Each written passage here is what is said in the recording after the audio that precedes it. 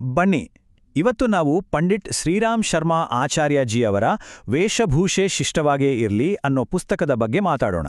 ನಾವು ಹಾಕೋ ಬಟ್ಟೆ ಕೇವಲ ನಮ್ಮ ದೇಹ ಮುಚ್ಚೋಕಷ್ಟೇನಾ, ಅಥವಾ ಅದು ನಮ್ಮ ವ್ಯಕ್ತಿತ್ವದ, ನಮ್ಮ ಆಲೋಚನೆಗಳ ಬಗ್ಗೆ ಇನ್ನೇನನ್ನೋ ಹೇಳ್ತಾ? ಈ ಪುಸ್ತಕದ ಆಳವಾದ ವಿಚಾರಗಳನ್ನ ಒಟ್ಟಿಗೆ ಸೇರಿ ಅನ್ವೇಷಿಸೋಣ. ಸರಿ, ಹಾಗಾದ್ರೆ ಈ ಪುಸ್ತಕದ ಸಾರವನ್ನ ಅರ್ಥ ಮಾಡ್ಕೊಳ್ಳೋಕ್ಕೆ ನಾವು 5 ಮುಖ್ಯ ವಿಚಾರಗಳನ್ನ ನೋಡೋಣ. ಬಟ್ಟೆಯ ದೈಹಿಕ ಪರಿಣಾಮಗಳಿಂದ ಶುರುಮಾಡಿ ಅದರ ಆಧ್ಯಾತ್ಮಿಕ ಮಹತ್ವದವರೆಗೂ ನಮ್ಮ ಈ ಪಯಣ ಸಾಗಲಿದೆ. ಮೊದಲಿಗೆ, ಬಟ್ಟೆ ಅನ್ನೋದು ನಮ್ಮ ದೇಹವನ್ನ ಮುಚ್ಚೋ ಒಂದು ಅವಶ್ಯಕತೆಯಿಂದ ಶುರುವಾಗಿ ಅದು ಹೇಗೆ ನಮ್ಮ ಸಂಸ್ಕೃತಿಯ, ನಮ್ಮ ಗುರುತಿನ ಸಂಕೇತವಾಗಿ ಬದಲಾಯಿತು ಅದನ್ನು ನೋಡೋಣ. ನೋಡಿ, ತುಂಬಾ ಹಿಂದಿನ ಕಾಲದಲ್ಲಿ ಮನುಷ್ಯ ಪ್ರಕೃತಿಯ ಜೊತೆಗೆ ಇದ್ದ.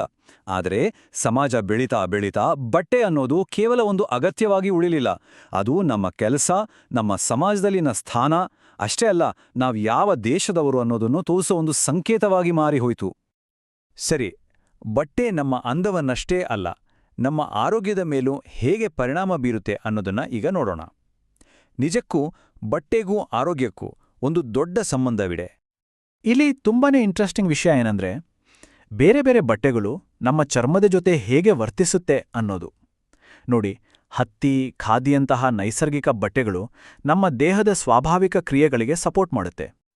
ಅಂದ್ರೆ ಆರೋಗ್ಯಕರ ಬಟ್ಟೆ ಅಂದ್ರೆ ಅದು ಫ್ಯಾಷನ್ ಬಗ್ಗೆ ಅಲ್ಲ, ಅದರ ಕೆಲ್ಸದ ಬಗ್ಗೆ. ನಮ್ಮ ದೇಹಕ್ಕೆ ಪೂರ್ತಿ ಸ್ವಾತಂತ್ರ್ಯ ಸಿಗ್ಬೇಕು, ಅದು ಸಹಜವಾಗಿ ಉಸಿರಾಡೋ ಹಾಗೆ, ಕೆಲಸ ಮಾಡೋ ಹಾಗೆ ಅನುಕೂಲ ಮಾಡಿಕೊಡೋದೇ ಇದರ ಮುಖ್ಯ ಉದ್ದೇಶ. ನೋಡಿ, ಬಿಗಿಯಾದ ಬಟ್ಟೆ ಹಾಕೋದ್ರಿಂದ ನಮ್ಮ ಆರೋಗ್ಯಕ್ಕೆ 2 ಮುಖ್ಯವಾದ ತೊಂದರೆಗಳು.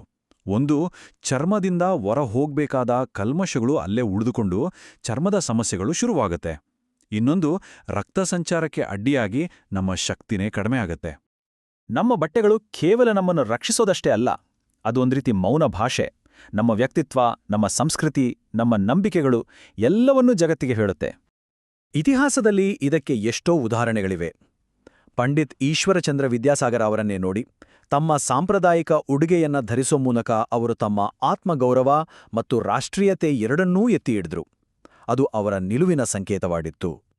ಇನ್ನೊಂದು ಅದ್ಭುತ ಉದಾಹರಣೆ ಅಂದ್ರೆ ಲೋಕಮಾನ್ಯ ತಿಲಕ್ ಅವರು. ಅವರು ಇಂಗ್ಲೆಂಡ್ ಹೋದಾಗ್ಲೂ ತಮ್ಮ ಮಹಾರಾಷ್ಟ್ರದ ಉಡುಗೆಯನ್ನೇ ಧರಿಸಿದ್ರು. ಅವರ ಬಟ್ಟೆ ಅವರು ಎಲ್ಲಿಂದ ಬಂದಿದ್ದಾರೆ ಅನ್ನೋದರ ಅಚಲ ಸಂಕೇತವಾಗಿತ್ತು.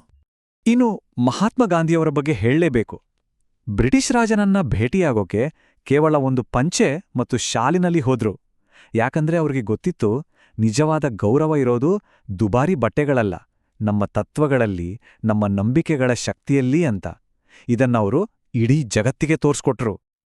ಹೌದು, ಈ ಎಲ್ಲ ಮಹನೀಯರ ಉದಾಹರಣೆಗಳು ನಮ್ಮನ್ನ ಈ ಪುಸ್ತಕದ ಒಂದು ಮುಖ್ಯವಾದ ತತ್ವದ ಕಡೆಗೆ ಕರ್ಕೊಂಡೋಗುತ್ತೆ. ಅದೇ ಸರಳತೆಯ ಶಕ್ತಿ.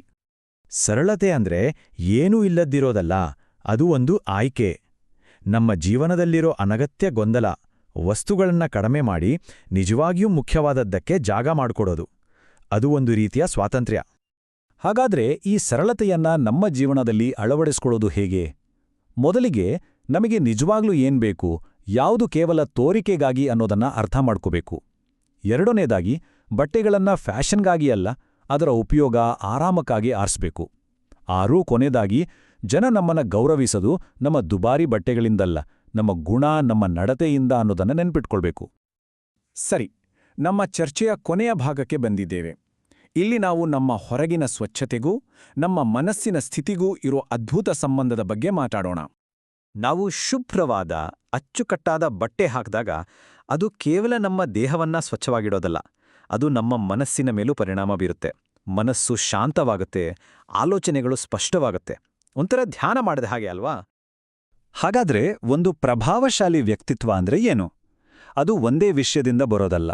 ಆರೋಗ್ಯವಾದ ದೇಹ, ಸ್ವಚ್ಛವಾದ ಬಟ್ಟೆ, ಶಿಸ್ತಿನ ಜೀವನ, ಒಳ್ಳೆಯ ಆಲೋಚನೆಗಳು ಮತ್ತೆ ಉದ್ದೇಶಪೂರ್ವಕವಾದ ಕೆಲಸಗಳು, ಇವೆಲ್ಲವೂ ಸೇರಿದಾಗ ಮಾತ್ರ ಒಂದು ಸಂಪೂರ್ಣ ವ್ಯಕ್ತಿತ್ವ ರೂಪುಗೊಳ್ಳುತ್ತೆ.